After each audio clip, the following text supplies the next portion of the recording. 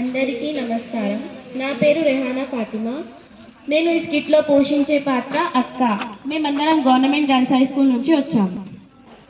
నా పేరు జువేరియా. నా పాత్ర వచ్చేసి షీటి.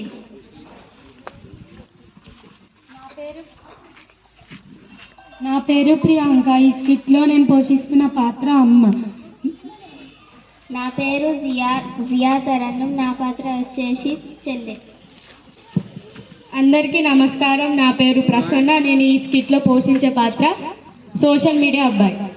అందరికీ నమస్కారం. నా పేరు భవ్యశ్రీ. ఈ స్కిట్లో నా పాత్ర వచ్చేసి సోషల్ మీడియా అమ్మాయి.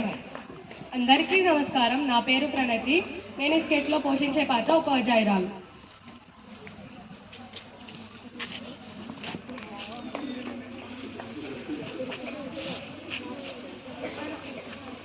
అమ్మ, నేను స్కూల్ నుంచి వచ్చేసానమ్మా. అక్క ఎక్కడుందమ్మా? బయట ఉంది బిడ్డ. అక్క ఏమైంది అక్క? అంత హ్యాపీగా ఉన్నావు? నేను ఫస్ట్ క్లాస్లో పాస్ అయ్యానురా చెల్లి. అవునా అక్క? అమ్మకి చెప్తా. అమ్మ అక్క ఫస్ట్ క్లాస్లో పాస్ అయిందంటమ్మా. అవునమ్మా, నేను ఫస్ట్ క్లాస్గా పాస్ అయ్యానమ్మా. చాలా సంతోషంగా. నీకు ఇంకో శుభవార్త. మీ మామయ్య నీకో మంచి సంబంధం తీసుకొచ్చారు. ఈ వచ్చే నెలలో మంచి ముహూర్తాలు కూడా ఉన్నాయి. నీకు దగ్గ ఈడు జోడు మంచి ఉద్యోగం కూడా ఉంది. ఈ పెళ్లితో నీ జీవితం చక్కబడుతుంది. అమ్మా, నాకు ఇప్పుడే పెళ్ళేంటి అమ్మా? నాకు మంచిగా చదువుకోవాలని ఉంది. నేను మంచిగా చదువుకొని నిన్ను చెల్లిని బాగా చూసుకుంటానమ్మా. అలా ఎందుకు అంటున్నావు? నేను మంచిగా చదువుకుంటా అమ్మా, ప్లీజ్ అమ్మా. అవునమ్మా, అక్క మంచిగా చదువుకుంటుంది. అక్కకు పెళ్ళి ఆ టీచర్ చెప్పింది. 18 సంవత్సరాలు నిండిన వయసు వరకు పెళ్లి చెయ్యొద్దు అని చెప్పింది. వాళ్ళకేం వాళ్ళు ఎన్నైనా చెప్తారు. వాళ్ళకి కాదు కదా బరువు, నాకు. రేపు ఏదైనా కష్టం వస్తే ఎవరు ఉండరు, ఏదైనా బాధ వస్తే ఎవరు రారు.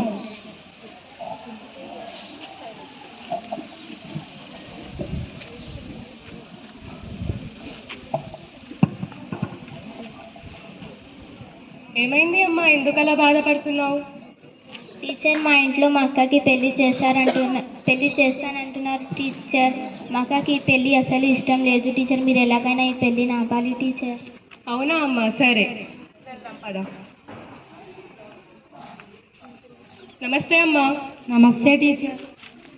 అమ్మా, మీరు మీ అమ్మాయికి పెళ్లి చేద్దామనుకుంటున్నారంట కదా? అవును టీచర్.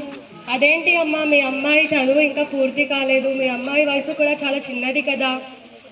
అవును టీచర్. కాకపోతే ఈ సంబంధం పోతే ఇంకా మంచి సంబంధాలు దొరకడం చాలా కష్టం. ఇంకా చదువులు చదివిన వారి సంబంధాలు ఎత్తుకాలి, ఎక్కువ కట్నాలు ఇవ్వాలి. అంత స్తోమత మాకు లేదు టీచర్. దయచేసి ఈ పెళ్ళికి ఎవరు అడ్డు రాకండి టీచర్. అదేంటమ్మా అలా అంటావు? తను చదువుకొని మంచి ఉద్యోగం సంపాదిస్తే సంబంధాలు వాటిని వెతుక్కుంటూ వస్తాయి. ఇంకా ఇలా చిన్న వయసులో పెళ్లి చేయడం చట్టపరంగా నేరం కూడా. ఇలా పెళ్లి చేస్తున్నందుకు మీ పైన కూడా చర్యలు తీసుకోవాల్సి వస్తుంది. ఇలా చిన్న వయసులో పెళ్లి చేయడం వలన ఆరోగ్యపరంగా కూడా చాలా సమస్యలు ఎదురవుతాయి. ఇంకా తన చదువు విషయం అంటారా? తన చదువు బాధ్యత మొత్తం నేను తీసుకుంటాను. మీరేం భయపడకండి, తన భవిష్యత్తు చాలా బాగుంటుంది. సరే టీచర్, మీరు అంతగా చెప్తున్నారు కదా, మా అమ్మాయికి పెళ్లి చేయను. మీరు చెప్పినట్లుగానే చదివిస్తా. సరే అమ్మా, ధన్యవాదాలు. సీన్ 2.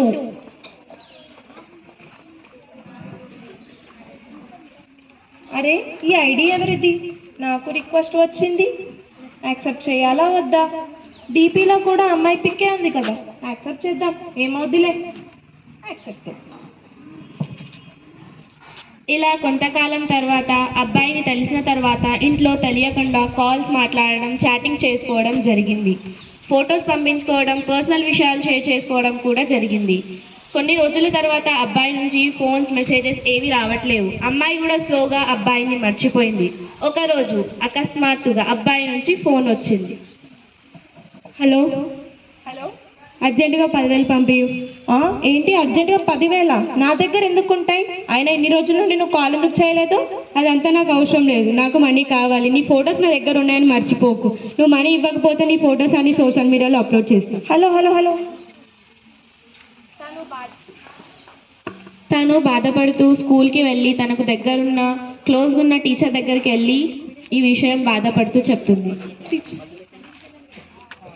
టీచర్ టీచర్ సోషల్ మీడియాలో నుండి నాకు ఒక రిక్వెస్ట్ వచ్చింది టీచర్. దాన్ని నేను యాక్సెప్ట్ చేశాను. డీపీలో అమ్మాయి పిక్ ఉందని. తీరా చూస్తే ఇప్పుడైనా అబ్బాయి టీచర్. నాకు డబ్బులు పంపించమని నన్ను చాలా బ్లాక్మెయిల్ చేస్తున్నారు టీచర్. నాకు ఏం చేయాలో అర్థం అవ్వట్లేదు. అదేంటమ్మా నువ్వు ఎలా యాక్సెప్ట్ చేస్తావు?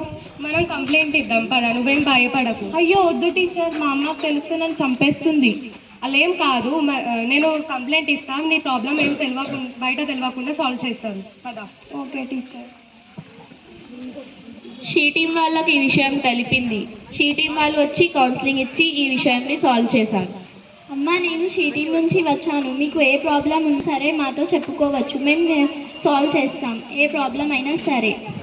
మీరు కంప్లైంట్ ఇచ్చి కానీ ఎవరికి తెలీదు. మీ డీటెయిల్స్ అన్నీ సీక్రెట్గా ఉంచుతాం.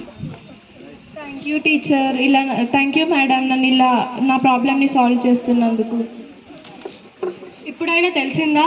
ఇప్పటి నుంచి అయినా కొంచెం జాగ్రత్తగా ఉండు. నీ పర్సనల్ విషయాలు ఎవరికి సెండ్ చేయకు. కొత్త రిక్వెస్ట్ వస్తే నువ్వు యాక్సెప్ట్ చేయకు. జాగ్రత్తగా ఉండు. థ్యాంక్ యూ టీచర్, నాకు చాలా హెల్ప్ చేసినందుకు.